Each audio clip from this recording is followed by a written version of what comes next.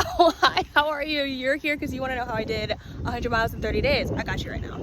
Stretching, speed, footwear are all helpful, but mindset is most important because no one told you you had to run fast or a certain amount of miles per day. You get to determine that all on your own, and here's how I did it. I started off with a goal in mind of running a half marathon in 6 months. Although this was a very ambitious goal, I did not care. I stepped on that treadmill and I ran my first 5K going 4.6 miles per hour. Immediately realizing I had absolutely no idea what I was doing, I then moved on to download the running app. With all the miles that I realized I was going to have to do throughout the week, stretching, weightlifting, and cross-training in general was just going to be something that was important for me to do, so I incorporated that. I then moved on to my nutrition. Unlike that previous clip, this is how it actually started off for me. After my long runs, I would constantly have sweets and sweets because I felt like because I burned so many calories that this was okay for me to do. In all reality, I was not burning that many calories because I wasn't going that fast, 4.6 miles per hour, and I wasn't running that many miles. It was probably about 3 miles, maybe 4, and a long run was 5, but I was going so slow that I probably burned about 300 calories on average. This diet led to me feeling tired and sluggish the next day.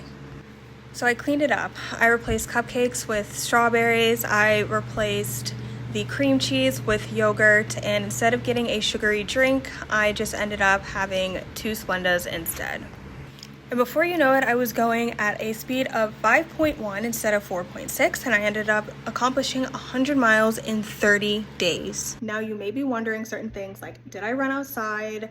Was I on pavement, etc.? And I will tell you that I did not run outside during this entire time because I wanted to protect my joints. That is the most important thing for me. Running is not superficial for me, so I did not set the half marathon goal just because it was something that I was bored and I decided to do. This is something that I want to do long term. So even though my goal is a half marathon, I was still able to accomplish 100 miles in 30 days. 30 days later, my miles are looking like this.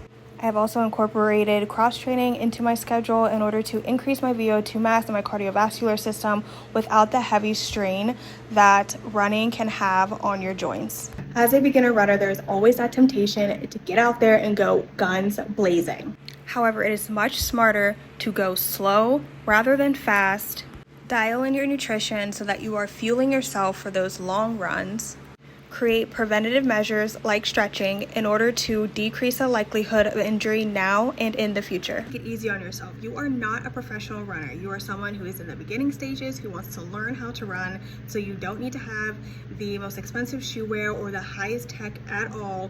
In fact, these shoes that you see me wearing right now are about $60. I got them at DSW and I ran 100 miles in them just fine. No fluffy supplements for me. These were the only 2 that I took the entire time. I made sure to get about 8 to 10 hours of sleep, depending on if it was a long run or not. If I were to do this all over again, some things that I would change would be downloading the Runna app sooner rather than later, so I didn't waste almost an entire week.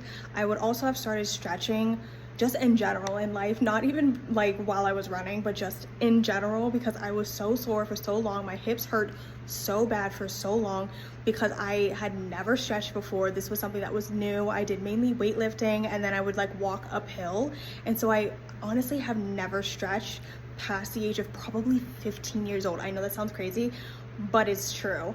And the third thing that I would do is change up my nutrition from day one. That probably should have also started when I was 15, but anyways, cleaning up my nutrition just so I didn't have to go through those days of feeling sluggish and tired and just wanting to give up. That could have just been something that didn't even occur because my nutrition would have been up from the very start. So all in all, you guys, just remember, like I said in the previous clip, that you're just a beginner runner. It doesn't need to be stressful. It doesn't need to be expensive. It doesn't have to be something that is extremely difficult in order for you to accomplish at all whatsoever. If you have watched this video for this long, then you already know what not to do. So as you are getting out there running, whether you run a half marathon or whether you are trying to run 100 miles in 30 days, you now have somewhat of a blueprint in order for you to follow so that you don't have to go through all of those things that I went through at all whatsoever. And so I am so happy for you for sticking through this whole entire video and for starting your running journey, and I will see you out there. I come every single week with new long form videos, probably every Sunday or Monday, and then I also have a couple shorts for you guys to watch in the meantime. This is a beginner runner friendly channel, channel. So like, comment, and subscribe, especially if you are a new beginner. If you're not, you can still stick around and watch it, but that is what this channel is primarily for. So thank you for tuning in, and I'll see you next week.